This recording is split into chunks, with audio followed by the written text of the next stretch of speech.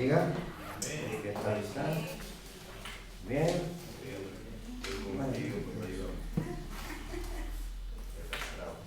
Bueno, el tiempo va cambiando. Nosotros también vamos cambiando, nos vamos poniendo cada vez más mayores. Y Dios sigue siendo el mismo Dios. ¿Aquí sí? Qué bueno. El tiempo y nosotros cambiamos, pero Dios nunca cambia. Bueno, pues vamos en el capítulo 13 del libro de los Hechos. Vamos avanzando, parece que no, pero sí que vamos, Vamos avanzando un poco por este capítulo y vamos en el versículo 4 hasta el versículo 12 tenemos la lectura de esta noche. Sin antes, vimos el miércoles pasado la introducción a este capítulo,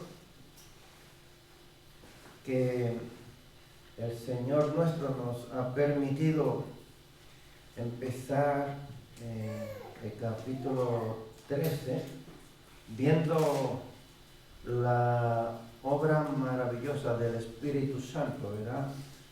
Obrando a favor de la iglesia, y vimos que la iglesia confirmó el llamamiento de Pablo y Bernabé y los comisionó, y hoy veremos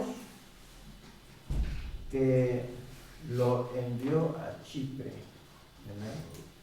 Y ahí en Chipre vamos a observar algunos detalles que nos da aquí el escritor de este libro, Lucas, ¿verdad?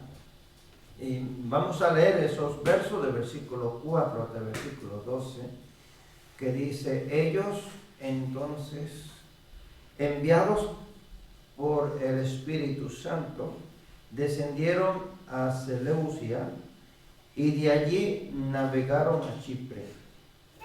Y llegados a Salamina, anunciaban la palabra de Dios en las sinagogas de los judíos, y tenían también a Juan de ayudante. Y habiendo atravesado toda la isla hasta Pafos, hallaron a cierto mago, falso profeta judío, llamado Bar-Jesús, que estaba con el procónsul Sergio Paulo, varón prudente.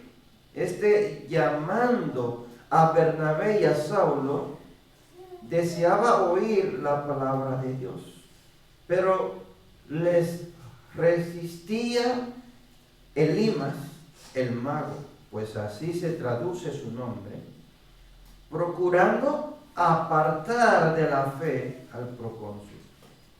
Entonces Saulo, que también es Pablo, lleno del Espíritu Santo, fijando en él los ojos, dijo: oh, lleno de todo engaño y de toda maldad, hijo del diablo, enemigo de toda justicia, ¿no cesarás de trastornar los caminos rectos del Señor? Ahora pues, he aquí, la mano del Señor está contra ti, y serás ciego, y no verás el sol por algún tiempo. E inmediatamente cayeron sobre él oscuridad y tinieblas, y andando alrededor buscaba quien le condujese de la mano. Entonces el procónsul, viendo lo que había sucedido, creyó, maravillado de la doctrina del Señor. Amén. Bueno, pues nos vamos a centrar en nuestro detalle que el escritor nos da detenidamente, ¿no? va especificando algunas cosas para que nosotros podamos entender, ¿verdad?, mejor los hechos, cómo sucedieron las cosas. En el versículo 4 dice, aunque la iglesia los enviaba, en realidad era ¿quién? El Espíritu Santo el que les había escogido y el que les envía, el que le había hecho ese llamado, ¿verdad? Lo había escogido y el que lo enviaba a ellos. El Espíritu Santo obra siempre a través de la iglesia de Cristo.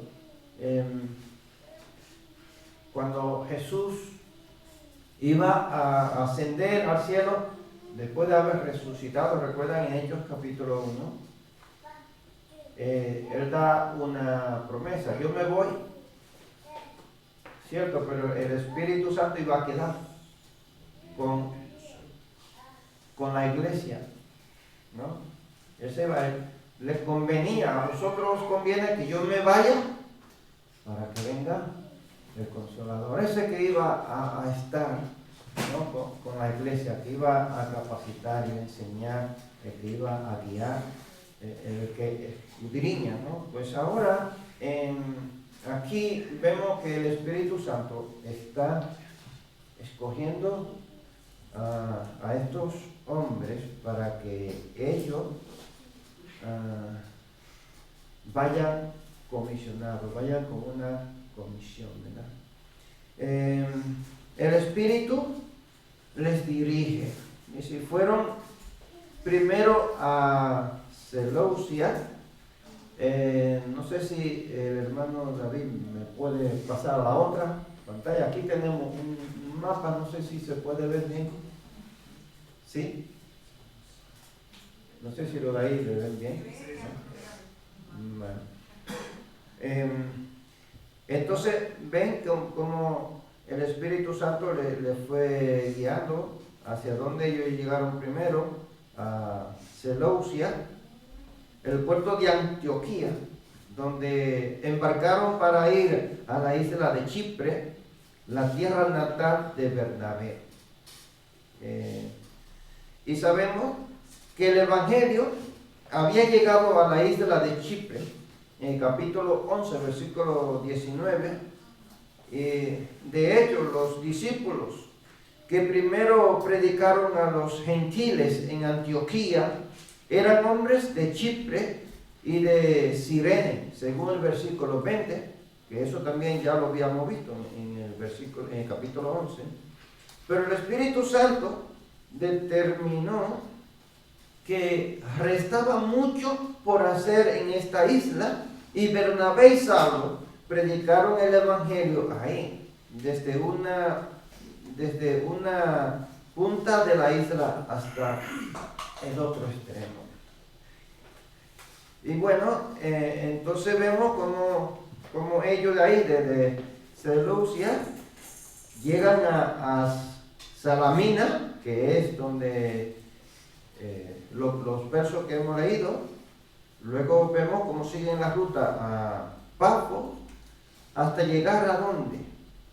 Van a llegar a Panfilia, ¿cierto? Ahí está Atalia, Perga y Panfilia.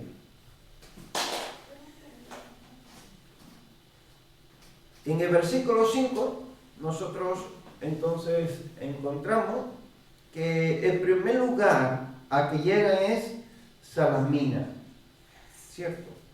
Una ciudad portuaria de Antioquía, y predican en las sinagogas de los judíos que vivían en aquella ciudad. O sea, es muy importante ver, ¿no?, cómo los judíos tenían lugares donde reunirse, donde se congregaban, ¿no?, a adorar a Dios. Y los apóstoles van buscando, ¿no?, estos lugares, pero ellos van no solamente dirigidos hacia los judíos, ellos van a todos, tanto gentiles como a judíos. Y tenían también a Juan, dice a Juan como ayudante. Hay muchos que dicen que Juan era el que le llevaba el equipaje, que por eso se devolvió. Parece que se sentía cansado. Eso no lo dice la Biblia, eso dicen algunas personas, pero no se registra en la Biblia de que fuera así. Pero bueno, tenían a Juan como ayudante. Entonces Bernabé y Pablo llevaron consigo a Juan Marcos como ayudante. Marcos era natural de Jerusalén. Es muy probable que hubiera sido testigo ocular de los acontecimientos relatados en los evangelios, y es probable que Pablo utilizara su testimonio en las sinagogas. Juan Marcos era sobrino de Bernabé. En Colosenses capítulo 4 versículo 10 lo encontramos. Y la casa de su madre en Jerusalén era un lugar de reunión para los creyentes. En Hechos capítulo 12 versículo 12. No sé si sería conveniente confirmarlo. Ahí lo tenemos en la pantalla. Yo no le veo aquí la pantalla, pero sí que lo pueden leer ahí, ¿no? Bueno, en el versículo 6, entonces vemos que están en Pafos, situada en el extremo contrario suroccidental de la isla. Juntos recorrieron los 145 kilómetros hasta Pafos, en el extremo occidental de la isla, y allí enfrentaron la primera oposición contra ellos. Tremendo lo que tenían que recorrer estos hombres, mayormente andando, a pie, en varias ocasiones en barco, otras ocasiones quizás en camello, pero la Biblia no da esos detalles de cómo llegaban a esos lugares. Pero cuando nosotros vemos que 145, a mí me dicen que me vaya ahora mismo a Pamplona o a Zaragoza, andando, y yo me lo pienso mucho, que no hubiera, vamos a decir, carretera, transporte como lo que tenemos. Podría ser caballo, burro, lo que fuera, pero es mucho kilómetro, ¿no? 145 kilómetros, ¿cierto? Pero caminando, hermanos, tremendo, ¿no?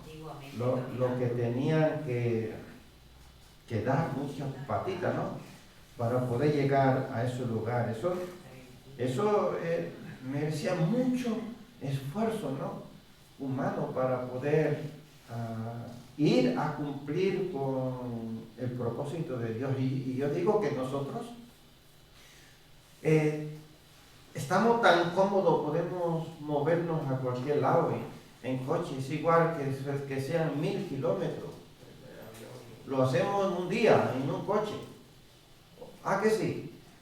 Pero estos hombres no eran un día, no, que se cogían semanas, a veces meses, caminando para llegar de un sitio a otro lugar, comiendo mal, camino malo, con una sandalia, el calor o la lluvia. Claro, es que, bueno, lo leemos en la Biblia y no le tomamos en cuenta el sufrimiento humano que hay, el sacrificio humano, ¿no? Para llegar hasta esos lugares. Y hoy día yo estoy a 10 minutos o 15 minutos de la iglesia y me cuesta venir a la iglesia. Qué tremendo, ¿no? Y esta gente ve qué sacrificio hacían para llegar hasta esos lugares. Bueno, tengo una preguntita aquí para que podamos participar. Me imagino que ya han ido ya pensando en qué responder. ¿Qué personajes encuentran en Pafos? ¿Qué personaje? Hemos leído aquí, ellos se encontraron con un personaje aquí un poco famoso, ¿no? Que se opone a que ellos prediquen el Evangelio. ¿Qué personaje sería eso? ¿Qué piensan ustedes? El mago. El falso mago. ¿Con qué? Un falso profeta, dice, un mago. Bien. Ah, un micro, dame el micro a Catalina. A ver.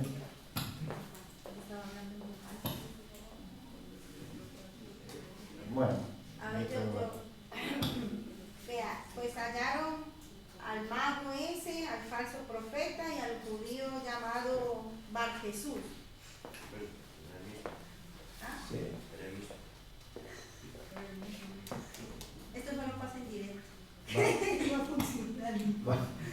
Bar Jesús, ¿no? El mago tiene por nombre Bar Jesús. Bueno, pues muy bien. Es un falso profeta. Se consideraba profeta, pero en realidad no era un profeta. Aquí da esos detalles, ¿verdad? Juan da esos detalles de que era un profeta falso. Lucas da este detalle, ¿verdad? Para enfatizar y que podemos entender qué tipo de persona era esta. No era un profeta, sino él le dice que era un falso profeta, pero que tampoco le considera profeta ni falso profeta, sino que era un mago. Bueno, una cosa es lo que él quería aparentar, ¿cierto? Pues él decía que él era un profeta. El escritor aquí dice que era un falso profeta, pero además enfatiza y dice que era un mago, o sea que no tenía nada de parte de Dios, que todo lo que había en él era de ¿qué? Era un engaño, era de Satanás. Entonces eso es lo que aquí a primera vista nosotros vemos. Pero vamos a ver lo que en realidad hay aquí. Él era el Sergio Paulo. Encontramos que él era el gobernador, el que era inteligente y quería escuchar la palabra de Dios.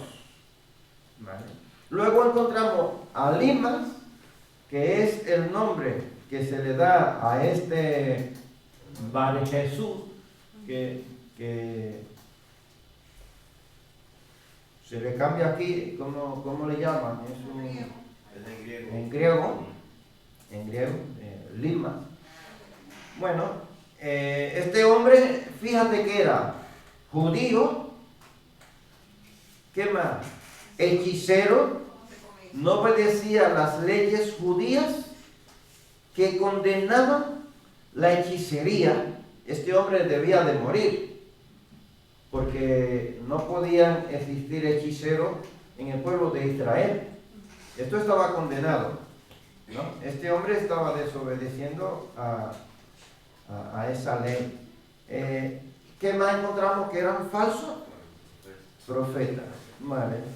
Judío, contrario a la ley de Dios, y además haciéndose pasar por profeta. Bueno, Bar Jesús significa hijo de Jesús, o sea, Josué. Ese era el nombre que él tenía. Bar Jesús, nombre judío, es cambiado por su nombre griego, Elimas, para que fuese reconocido como un falso profeta. Esto es lo que el escritor quiere que nosotros viéramos, ¿no? Entendiéramos. En el versículo 7, el procónsul, los gobernadores provinciales tenían el título de procónsules en Hechos capítulo 19, versículo 38. Es decir, que este hombre actuaba en aquella provincia con el poder del cónsul. Él no era un cónsul, sino un procónsul, ejerciendo el poder de cónsul. ¿Qué es lo que está haciendo el procónsul? Pues este hombre mandó a llamar a Bernabé y a Saulo en un esfuerzo por escuchar la palabra de Dios. Pero es muy curioso que este hombre que da aquí detalle, el escritor, que es un hombre inteligente y que tiene un cargo político, se le haya pegado porque andaba con él un mago. ¿Qué quería este mago? ¿Por qué se le pega a un hombre que es de alta sociedad? Un falso profeta. Pero es que a mí me llegaba en la mente, cuando yo leía estos versos, cuando los reyes siempre tenían a su lado un profeta y también tenía un sacerdote, ¿no? Los reyes en el Antiguo Testamento estaban rodeados de los levitas, ¿no? Claro, ellos solamente eran una cabeza visible, pero el rey tenía que obedecer al profeta y tenía que obedecer también al sacerdote. O sea, quien hacía las ceremonias religiosas eran los sacerdotes, pero el profeta era que le daba el aviso, lo que le decía al rey lo que tenía que hacer. El rey tenía que obedecer. Y es que no es que él estuviera haciendo eso, no quiero distorsionar, sino que me llegaba en la mente, ¿sería eso lo que este hombre quería hacer? Querer sentirse así, porque era un engañador, él no era un profeta, era un engañador. ¿Y qué buscaba? Alcanzar quizá que la sociedad lo reconociera como un hombre importante, a él también. No hacía más que engañar, ¿cierto? Bueno, en el versículo 8 vemos que Elimas sabía que si Sergio Paulo llegaba a aceptar el evangelio, su propia influencia como mago sería afectada. Entonces, Elimas intentó apartar al procónsul de la fe. Yo creo que no me equivoco, y tenía esta intención. Estar ahí apegado a un hombre que tiene influencia, para él también alcanzar esa influencia y darse a conocer en la sociedad, y quizá conseguir un auditorio que lo siguiera a él también. No lo sé, pero no quiero irme fuera del contexto, ¿no? El engaño, la estrategia del enemigo, ¿no? La estrategia del enemigo. En primer lugar, trata de evitar que el gobernante escuche la palabra de Dios, en el versículo 7, apartándolo de la fe. En segundo lugar, trata de torcer los caminos del Señor. Esto sucedía en aquel tiempo o sigue sucediendo hoy día. Eran más frecuentes estos casos. En aquel tiempo Satanás hacía más fuerza en aquel tiempo que en este tiempo. ¿Ustedes qué piensan? Me gustaría que meditaran un poquito. A ver, con el micro creo que no va. Si quiere cambiamos este micro aquí y yo le doy este para que ahora hay más influencia.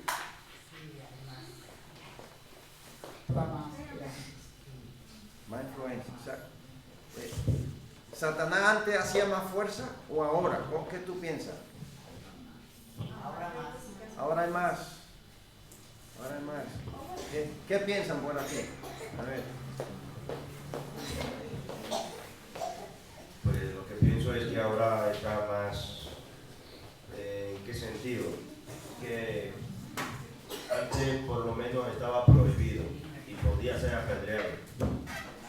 Si esto lo hacía, estaba fuera de Jerusalén. Si hubiese sido en Jerusalén iba a ser apedreado. Pero es que ahora está legal y esto ahora se ve a la luz del día. Y voy a ver más engaños sobre eso. Nada.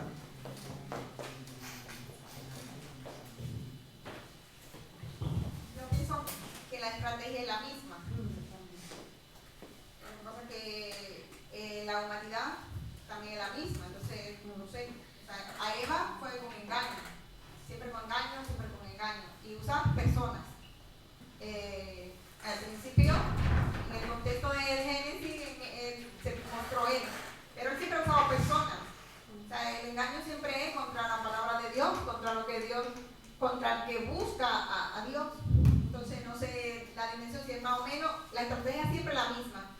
Y los seres humanos siempre somos los mismos que se dejan engañar. Por eso necesitamos hacer esto, como decía la hermana, venir a estudiar la palabra para que nadie nos engañe. Amén. Sí, llama allá atrás al hermano. Yo pienso que ahora no se pueden comparar. Ahora es extremadamente mayor el engaño, porque que ahora estamos en la posverdad. Ahora mismo con la tecnología ustedes cogen esa voz y lo ponen por ahí a hablar y se filtra un audio que usted dice, no, pero esto yo nunca lo he hablado, y le distorsionan totalmente lo que usted dijo con sus palabras. La inteligencia artificial, es que son tiempos que no se puede ni siquiera uno imaginar cómo se distorsiona todo ahora. Mira, ahora saliendo un poquito del tema, ese hospital que bombardearon, ahora no se sabe.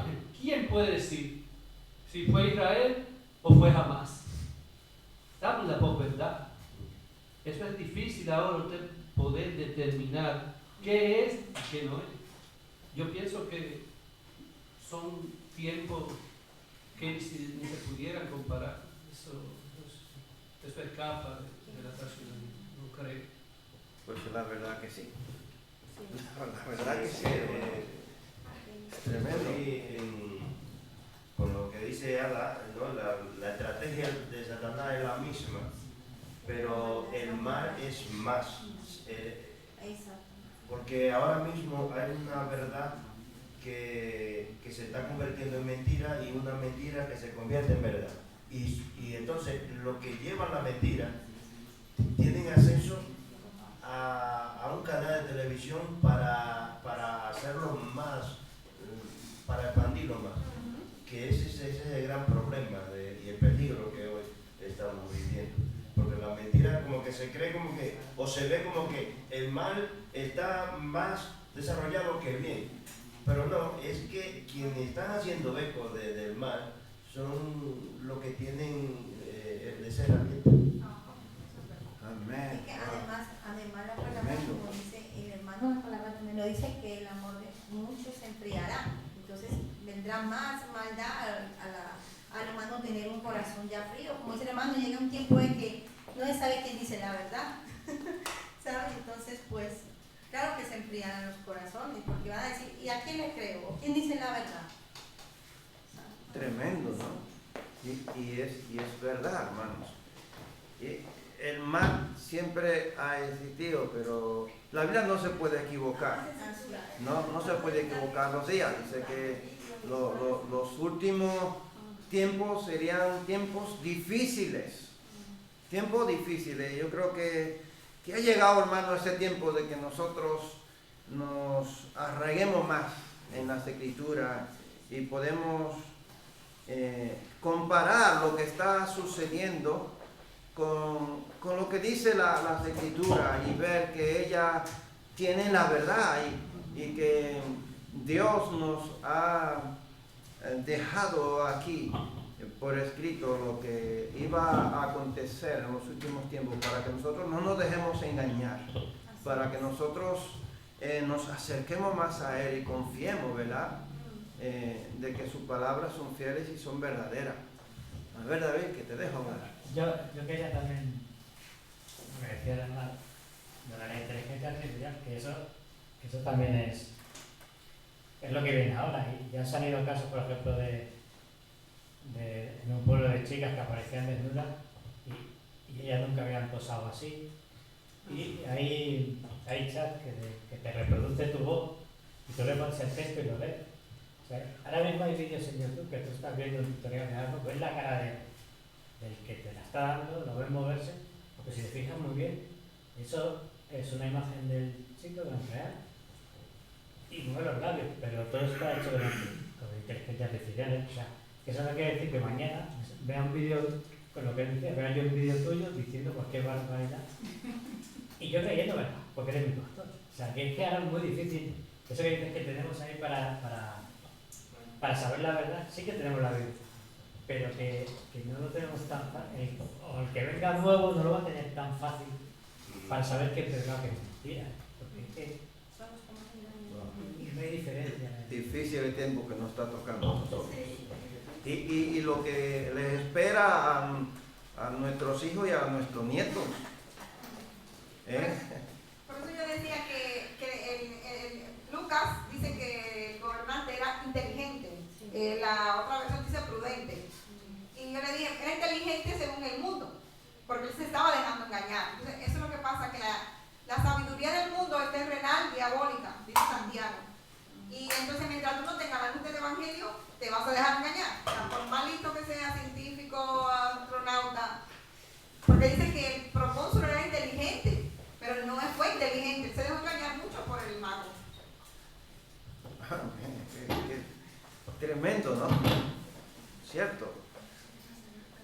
Es bueno, hermano, que nosotros podemos profundizar en lo que nos dice las Escrituras y podemos analizarlo a la luz de lo que está sucediendo día a día, ¿cierto? En el versículo 9, bueno, después de ver lo que Lucas dice de este hombre, ¿no?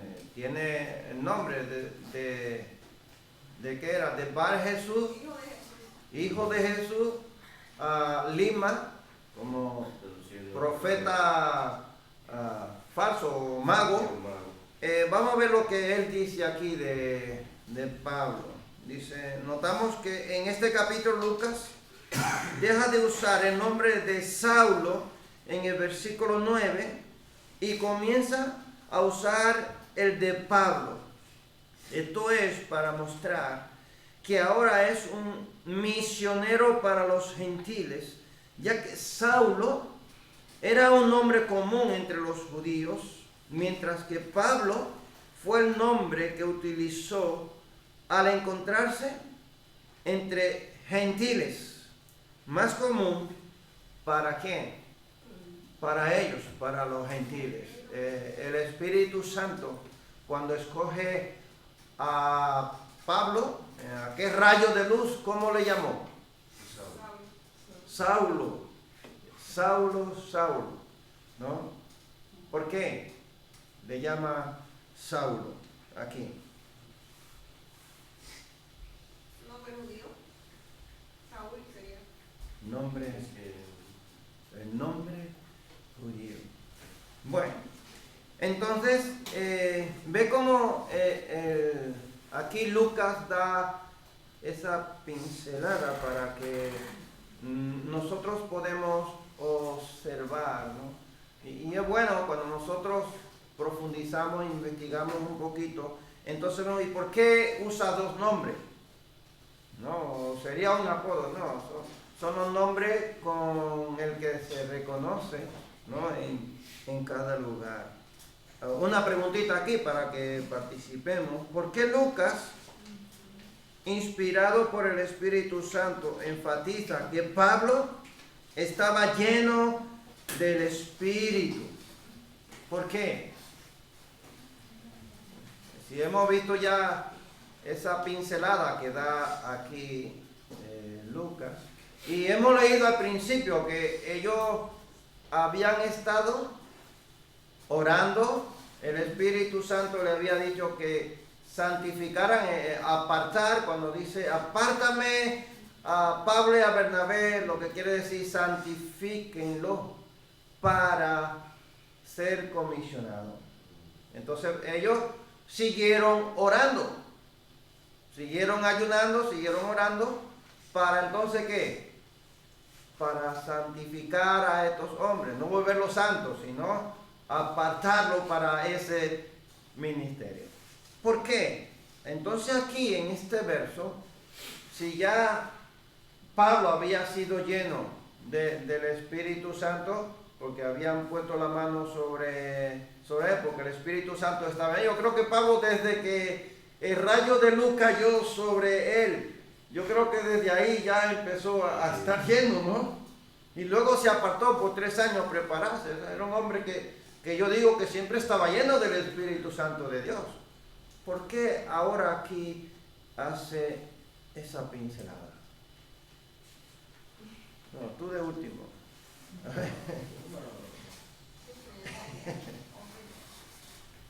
¿Sí? ¿No?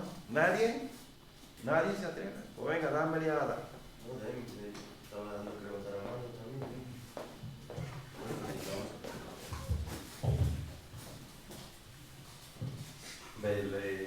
Yo veo que cuando estaban allí,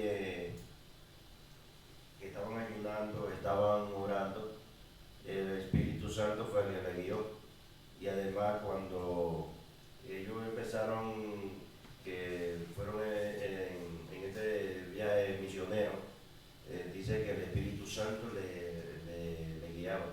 Y era una persona que estaba muy firme después del llamado, cuando después de la ayuda de luz.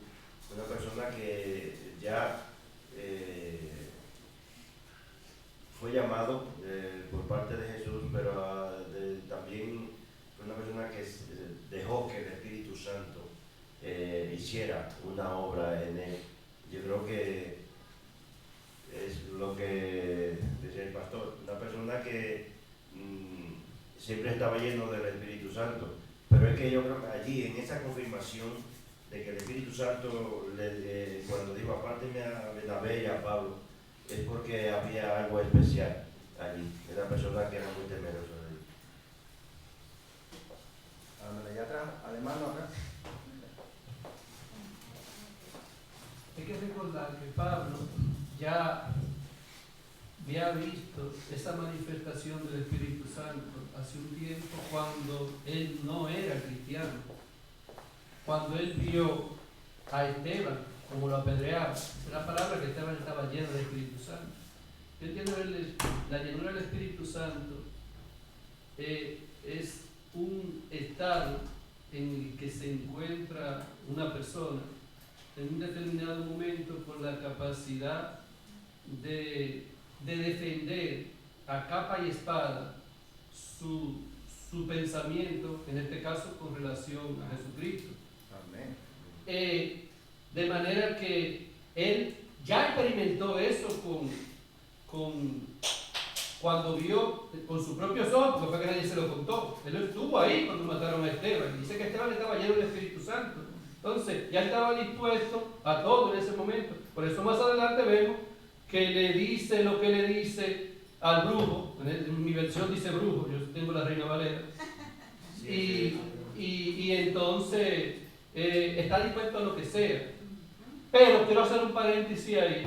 Ojo, es el Espíritu Santo y las emociones tenemos que tener un poquito de cuidado con eso. Porque Él le dijo de todo, le dijo de todo a Él. Pero a veces, trayéndolo al contexto nuestro, a veces nosotros nos desbocamos y como dicen por ahí que los seres humanos somos esclavos de lo que decimos y dueños de lo que callamos. O sea, que las emociones hay que tener cuenta. Hay que tener cuenta cuando usted tiene que entender cuando usted está lleno del Espíritu Santo y cuando no está por emoción. Imagínese que yo salga por ahí y le diga, hijo del diablo, quédate ciego y eso. Oye, te va a venir el Evangelio por amor, ¿no? Así, yo creo que no son las maneras. Ahora bien, ya él estaba seguro. Pablo ya había pasado un proceso, como usted dice, desde aquel momento en Damasco hasta aquí ha pasado muchísimo tiempo y el hombre estaba decidido. Aparte de que Pablo, todo el mundo sabe que cuando estaba en el judaísmo, Pablo cuando se ponía lo de él era lo de él. Usted puede decir, hay mucha gente por ahí que puede decir que Pablo cuando estaba en el judaísmo era un fanático. Mucha gente se atreve a decir eso. Yo diría que Pablo era un defensor de lo que creía. Bueno, eso es lo que yo pienso. Así Ahora es. dice, ya me todo. Ahora sí ya te dejo. Así es. Un ejercicio que yo hago es poner un sinónimo. Entonces podría ser Pablo estaba controlado por el Espíritu Santo. Sabemos que los judíos peinaban a los hechiceros. O sea, en otra situación, otro judío igual lo apedreaba a ese hombre. Entonces Pablo no estaba guiado por las emociones, lo que dice el hermano, que está por la misma línea. Él estaba controlado por el Espíritu Santo porque ese hombre era un hechicero, engañador. Y la llenura del Espíritu Santo no es más que tus pensamientos, tus emociones, todo lo guía el Espíritu Santo. Y Pablo podía haberle dicho otra cosa, como dice el hermano, pero no era Pablo que estaba hablando, porque un judío, primero, ¿qué haces tú como un romano? ¿Qué haces tú? Haces tú hablando de parte de Dios, pero tú eres un ateo. O sea, es que si hubiera sido otro judío, lo apedrada, como a Esteban. Pero Pablo no estaba por sus emociones ni su creencia judía, él estaba controlado por el Espíritu Santo. Sí, así es. Amén. Bueno, hemos dicho y decimos siempre que el Espíritu Santo todo lo escudriña, ¿verdad? Todo lo escudriña y lo revela, ¿no? Entonces vemos que hay una frase ahí que dice el verso, ya no sé en qué verso vamos, verso Estamos 9. en el 9. Verso 9, entonces Saulo, que también es Pablo, lleno del Espíritu Santo, fijando en él los ojos. Escucha bien. Lleno del Espíritu Santo, fijando en él los ojos. Y esta frase, cuando nosotros encontramos en la Biblia, que fijó los ojos en Jesús, lo encontramos muchas veces cuando dice, y mirándole a los ojos, le dijo o le sanó o hizo esto o lo otro. Jesús cuando hacía cualquier milagro o cuando se acercaba un endemoniado, el texto bíblico enfatiza mucho en eso, mirándole a los ojos. Porque el Espíritu Santo lo escudriña, es como que lo mira adentro. En realidad lo que en el original lo que dice es mirándolo adentro, mirándolo dentro. Cuando dice fijando los ojos es mirándolo adentro, lo que hay. Entonces, mira lo que le dice, Pablo en el versículo 10. Dijo, oh, lleno ¿de qué? De todo engaño y de toda maldad. O sea, ¿qué el Espíritu Santo vio en este hombre? No dice que tiene, no, estaba lleno de engaño y de maldad. Pero no solamente se queda ahí, sigue diciéndole, hijo del diablo, que quiere decir hijo del diablo, quiere decir mentiroso. Hijo del mentiroso. ¿Qué más le dice?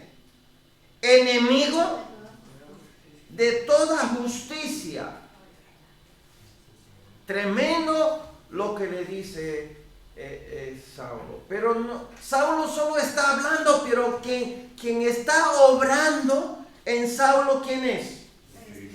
El Espíritu Santo. Entonces, ¿por qué me voy aquí? Porque Lucas quiere que el lector sepa el momento en que Pablo estaba allí, que el lector se traslade hasta ahí, a el lugar, como si estuviera ahí en ese momento, y pueda comprender que el Espíritu Santo que está en Pablo es el que está actuando, que no es Pablo, como decía el hermano, en sus emociones.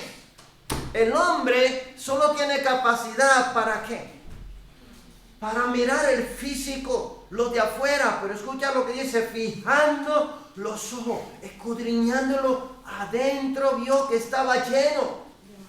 Y eso solo lo puede hacer el Espíritu Santo de Dios. El hombre con los ojos carnales no puede hacerlo. En mi país muchas veces yo veía personas, yo te reprendo en el nombre de Jesús a personas, y los otros enfadarse y decirle, ¿tú me estás diciendo que yo estoy endemoniado? Sí, ha pasado. Lo he vivido muchas veces, por una emoción, hermanos. No, cuidado, que nos ganamos a personas de enemigos por las emociones. Esto es fuerte, hermanos. Pero este hombre, ¿cómo yo sé que el Espíritu Santo está obrando en una persona y que esa persona está siendo usada por el Espíritu Santo de Dios y no está siendo usada por las emociones? Es muy fácil, porque el Espíritu Santo no miente. El Espíritu Santo no miente. Cuando el Espíritu Santo te está diciendo algo a través de un hermano, eso tiene que ser sí o sí. Claro. Y no puede ser. ¿Qué es lo que sucede luego? Que Saulo le da una sentencia, la consecuencia de su engaño, de la mentira, por estar usando el nombre de Dios, por llamarse que él es hijo de quién, de Dios, que él está obrando en nombre de Dios. Ahora tiene una consecuencia, ha sido juzgado por el Espíritu Santo de Dios. ¿Y por qué entonces Lucas enfatiza aquí que Pablo estaba lleno del Espíritu Santo? Para mostrarnos que Dios es soberano sobre la maldad. Si hay mucha maldad, y hemos hecho un consenso de en aquel tiempo, ahora cómo se ha multiplicado la maldad del enemigo, la gracia de Dios, la soberanía de Dios sobreabunda por encima de toda ella. Otra cosa también es para mostrar que el Espíritu Santo dirigía la vida de Pablo. O sea que Pablo no estaba siendo dirigido por él y sus emociones, no. El Espíritu Santo estaba dirigiendo a Pablo. Bar Jesús es hijo de Jesús, que quiere decir salvación. Pero Pablo, lleno del Espíritu, reconoce como hijo del diablo. O sea, él se llama, que él es hijo de Jesús. Pero mucho cuidado con lo que tú te llames, porque muchas veces nosotros le ponemos nombre a la persona, sobrenombre a la persona. Pues porque el Espíritu Santo lo usó para decirme algo, ya le ponemos, venga profeta, profeta nos vas a hablar, porque nos dijo, un día el Espíritu Santo lo usó para darnos un mensaje y ya le ponemos el nombre de el profeta. Y tenemos que tener mucho cuidado, ¿no? Con eso. Pues ahí van las emociones. Y como nos gustan los nombres, así es. como seres humanos. Hijo del diablo le llama aquí Pablo. El diablo es padre de mentiras, según Juan capítulo 8, versículo 44. Amén. Dice, vosotros sois de vuestro padre el diablo y los deseos de vuestro padre queréis hacer. Él ha sido homicida desde el principio y no ha permanecido en la verdad, porque no hay verdad en él. Cuando habla mentira, de suyo habla, porque es mentiroso y padre de mentira. Y aquí el Espíritu Santo está revelando eso. Y en el versículo 11, la reprimenda vino acompañada de un aviso que Dios iba a tratar con él por su engaño y por ser estorbo a los caminos rectos de Dios. Vas a quedar ciego. Y no es que vas a quedar ciego y que él siguió ahí, que fue perdiendo la vista poco a poco. No, mira, la obra del Espíritu Santo. Vuelvo a decir, cuando el Espíritu Santo habla, sucede. ¿Qué fue lo que sucedió? Quedó ciego, pero dentro de ¿cuántos días o cuántos años quedó ciego? ¿Fue perdiendo la vista poco a poco o al instante? En el instante quedó ciego y andaba buscando de qué agarrarse porque entró tiniebla en él. El versículo 12, el último verso, Dios abre los ojos espirituales del procónsul. Dios es el que abre y cierra. Le cierra los ojos a uno y le abre los ojos a otro. Qué fuerte, ¿verdad? Qué fuerte, ¿no? Y podríamos aquí entrar, porque entonces sería un Dios injusto. No, era una consecuencia de pecado por un lado, y le abre los ojos espirituales al otro para salvación. ¿Por qué? Porque este hombre anhelaba escuchar la palabra de Dios. Y yo lo que digo, si andaba acompañado de un profeta y le estaba escuchando hablar cada momento, me imagino que si era profeta hablaba de Dios. Aunque fuera falso, era un falso profeta, pero si él se consideraba profeta, adivinaba cosas. Hablaba. Y este hombre tiene necesidad de escuchar palabra de Dios. Y él manda a buscar a Pablo para escuchar que le hable de Dios, que le hable del Evangelio. Y es lo que el Espíritu Santo está haciendo en este momento. Está cumpliendo con ese papel. El Espíritu Santo va por delante convenciendo esos corazones, poniendo el sentir. El procónsul tenía ya ese sentir, quería escuchar. Ahora el Espíritu Santo está ahí presente para encargarse de que ese deseo se convierta en una realidad. No era que estaba flotando una lamparita mágica. No, estaba ahí el Espíritu Santo verdadero. ¿Para qué? Para entrar en su corazón y encargarse de capacitar a este hombre. El procónsul quedó, como decimos, alucinado, maravillado, asombrado, ¿no?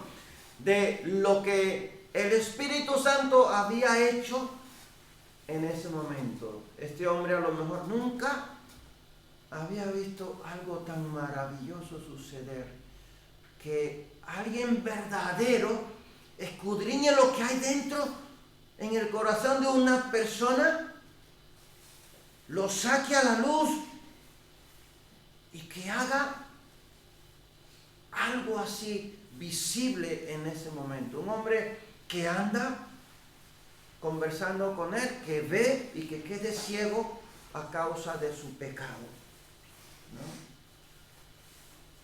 Se transformó este hombre, el procónsul, de un simple oyente a una persona creyente, a una persona que ahora alaba a Dios.